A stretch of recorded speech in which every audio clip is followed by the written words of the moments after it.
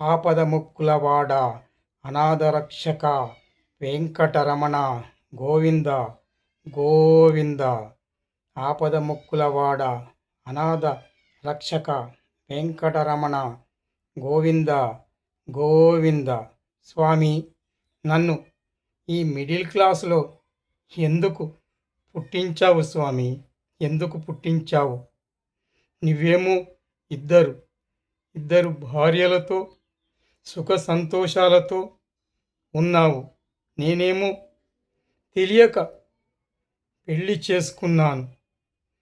కానీ ఈ 25 సంవత్సరాల నుండి ప్రతిరోజు నరకాన్ని అనుభవిస్తున్నాను. ఈ మిడిల్ క్లాస్లో నరకాన్ని అనుభవిస్తున్నాను. నీకు తెలియదు స్వామి, ఒక్క భార్యతో ఇంత నరకాన్ని నేను అనుభవిస్తున్నాను. ఏం చేయమంటావు? ఒకవైపు అప్పుల బాధలు నన్ను అర్ధరాత్రులు నిద్ర లేకుండా చేస్తున్నాయి. మరొక వైపు తీసుకున్న వడ్డీలు తీర్చలేక వడ్డీ కాసులవాడ గోవింద గోవింద. నేను వడ్డీలకు వడ్డీలు చెల్లించి ఇలా బ్రతుకు జీవనాన్ని నడపడానికి కూడా ధైర్యం చేయలేక చివరకు చచ్చిపోదామని అనుకుంటున్నాను. కానీ స్వామి, నాకు బాధ్యత ఉంది. నా కూతురు పెళ్ళి చెయ్యాలి. నా కూతురు పెళ్ళి చేశాక నేను ఏమైపోయినా పర్వాలేదు. అందుకే ఒక బాధ్యత కోసం నేను ప్రాణాలతో బతికున్నాను. వెంకటేశ్వర, ప్రాణాలతో బతికున్నాను. స్వామి, నాకు నువ్వే దిక్కు. నా సమస్యలన్నిటికీ పరిష్కారం నువ్వే చూపించాలి. స్వామి వెంకటేశ్వర, నువ్వే చూపించాలి. ప్రియా, ఇలా రామ్మ.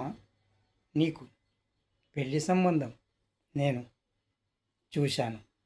అబ్బాయి చాలా మంచివాడు, గుణవంతుడు కూడా. బ్యాంక్ మేనేజర్ జాబ్ చేస్తున్నాడు. నువ్వు ఈ సంబంధం ఖచ్చితంగా ఒప్పుకొని తీరాల్సిందే. ఎందుకంటే అబ్బాయి తండ్రి నా క్లోజ్ ఫ్రెండ్. అర్థమయ్యిందా? ఇది నే పరువు ప్రతిష్టలకు కూడా సంబంధించింది. నేను మాటిచ్చాను, నువ్వు కాదనవన్న నమ్మకంతో. అర్థమైందా తల్లి? నా మాట వింటావు కదా? మరొక మాట, నువ్వు ఎవరినైనా ప్రేమించి ఉంటే చెప్పమ్మా, చెప్పు. నిస్సందేహంగా చెప్పు. మళ్ళీ సంబంధం కుదిర్చాక మళ్ళీ నేను ఎవరినైనా ప్రేమించానని మాత్రం చెప్పొద్దు. పరువు ప్రతిష్టలే ఈ తండ్రికి ముఖ్యమమ్మా, ముఖ్యం.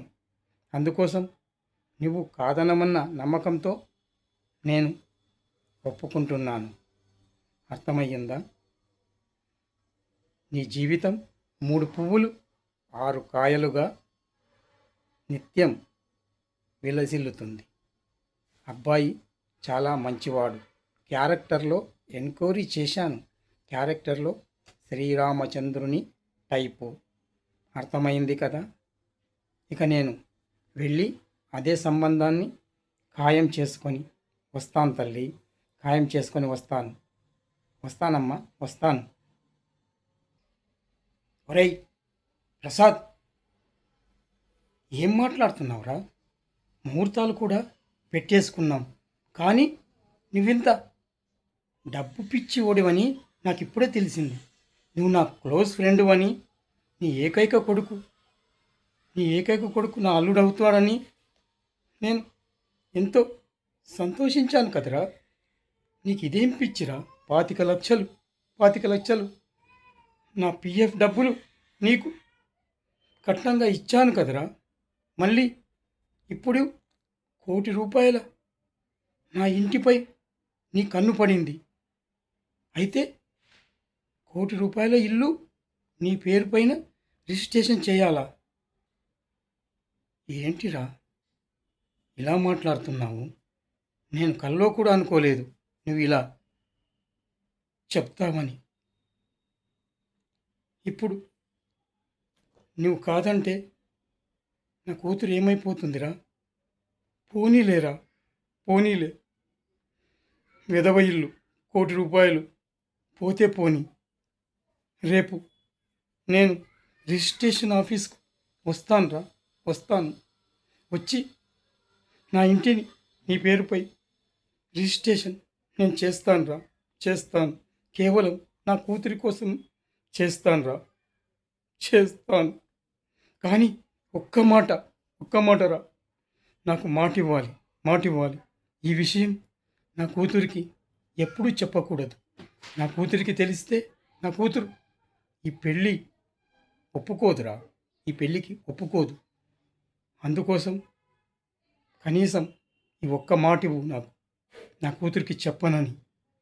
అర్థమయ్యిందా? రేపు నీవు 11 గంటలకు రిజిస్ట్రేషన్ ఆఫీస్కు రా. వచ్చేస్తే నేను కూడా వచ్చేస్తాను. నీ పేరు పైన ఇల్లు రిజిస్ట్రేషన్ నేను చేస్తాను. నా భార్యకు కూడా చెప్పను.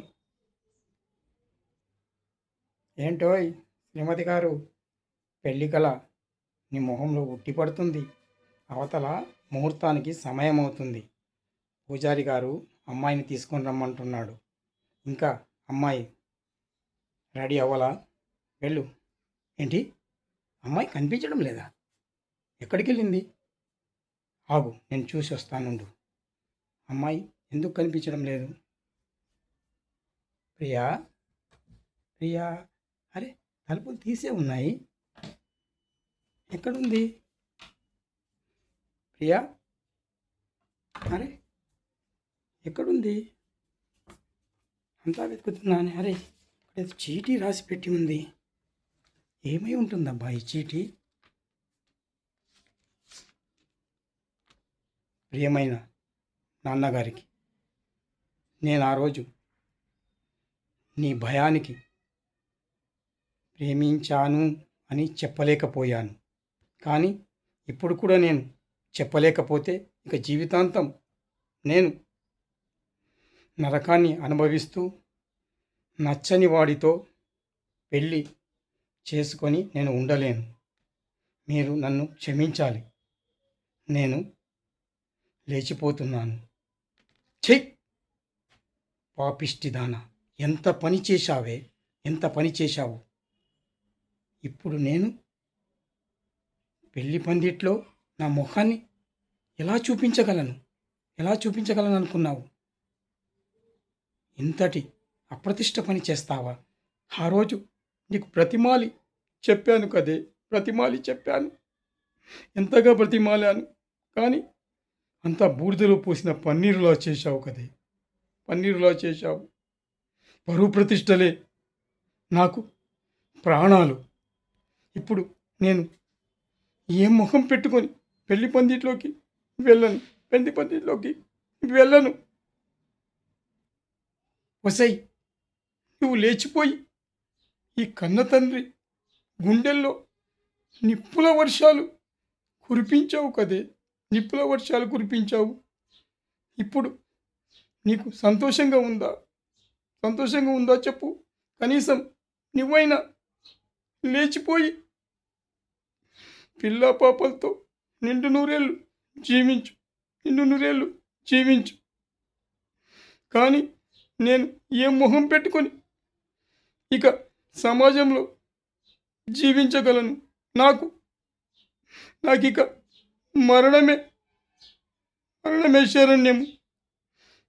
ఈ విషం తాగి చచ్చిపోతాను. అంతకన్నా మార్గం లేదు.